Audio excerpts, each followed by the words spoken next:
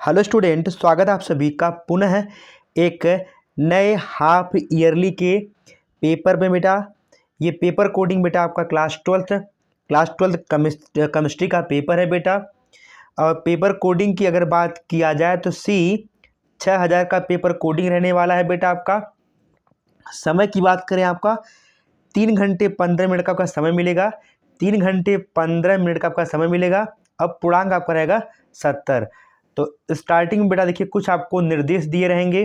Note: प्रारंभ के 15 minute परीक्षार्थियों को प्रश्न पत्र पढ़ने के लिए निर्धारित हैं।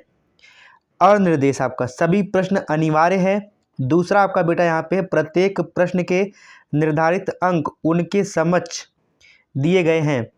तीसरा, गणनात्मक प्रश्नों में गणना के समस्त पद दीजिए।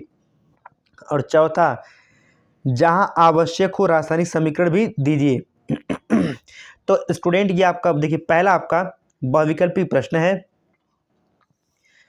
तो आप देख सकते हैं बेटा आपका पहले का स्पिरिट के नमूने में एथेनॉल 90% है। एथेनॉल का मूल प्रभाव होगा। तो 4 ऑप्शन आपके पास होता है बेटा, और इन्हीं 4 ऑप्शन से एक ऑप्शन आपका सही रहता है। वही पहले का ख बेटा आपका है किसी भी इलेक्ट्रोड का इलेक्ट्रोड विभव निर्भर करता है किस पर?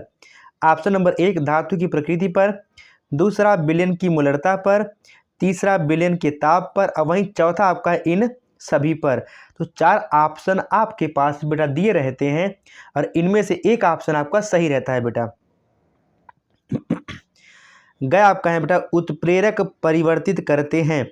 ऑप्शन नंबर 1 अभिक्रिया की गिब्स ऊर्जा, दूसरा अभिक्रिया की एंथैल्पी भी कह सकते हैं बच्चा आपका, तीसरा अभिक्रिया की सक्रियण ऊर्जा, और वहीं पे बच्चा आपका चौथा साम्यावस्था स्थिरांक। ठीक है बच्चा आपका। और वहीं पे घ आपका देख सकते हैं बेटा यहाँ पे आइडोफार्म परीक्षण नहीं देता है। ऑप्शन नंबर 1 एथेनॉल, दूसरा एथेनल, तीसरा वेंजोफिनॉन, फोर्थ आपका है एसीटोफिनॉन। 4 ऑप्शन है बेटा, इनमें से एक ऑप्शन आपका सही रहने वाला है। अंगा निम्न में जो है पिपरिक अम्ल है। तो 4 ऑप्शन बेटा आपके पास है, इनमें से एक ऑप्शन आपका सही रहेगा। च पहला आपका है, पहले का च रोजेनमुंड अपचयन द्वारा प्राप्त होता है क्या? एल्डिहाइड या ईथर या कार्बोक्सिलिक अम्ल या हाइड्रोकार्बन।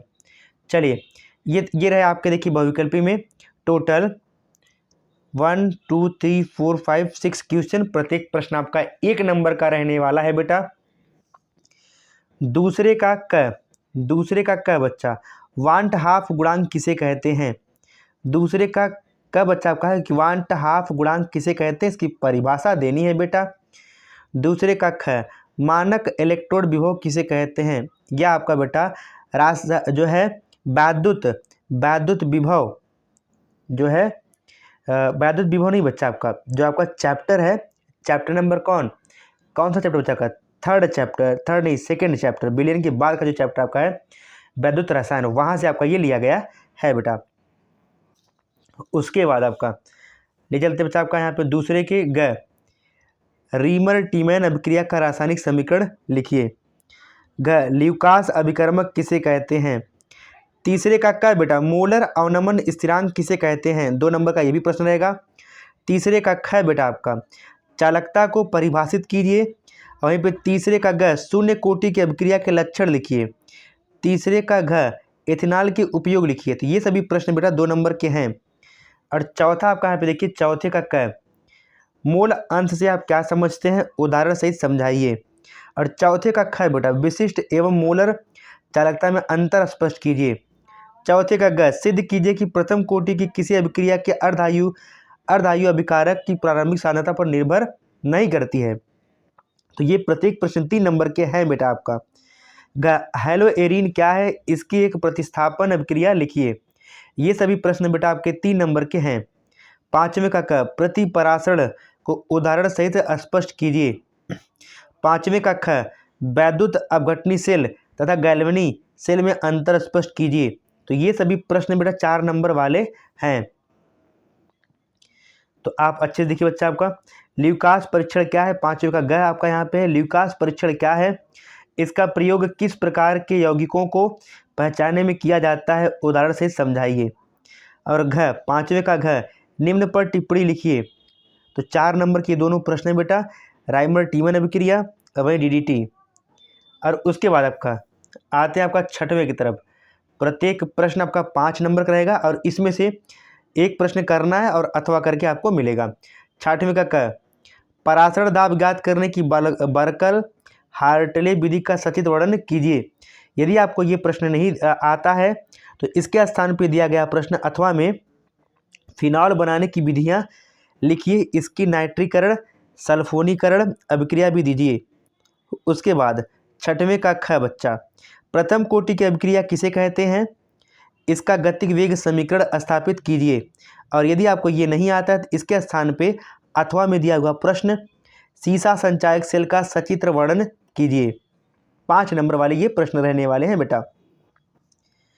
सातवां आपका, सातवें का क, स्टार्च से एथिल अल्कोहल का निर्माण कैसे किया जाता है, क्वेश्चन मार्क संबंधित अभिक्रियाओं के समीकरण भी लिखिए। यदि आपको ये प्रश्न नहीं आता है बेटा तो इसके स्थान पर दिया गया अथवा वाला प्रश्न संचारण किसे कहते हैं, संचारण की क्रियाविधि को समझाइए।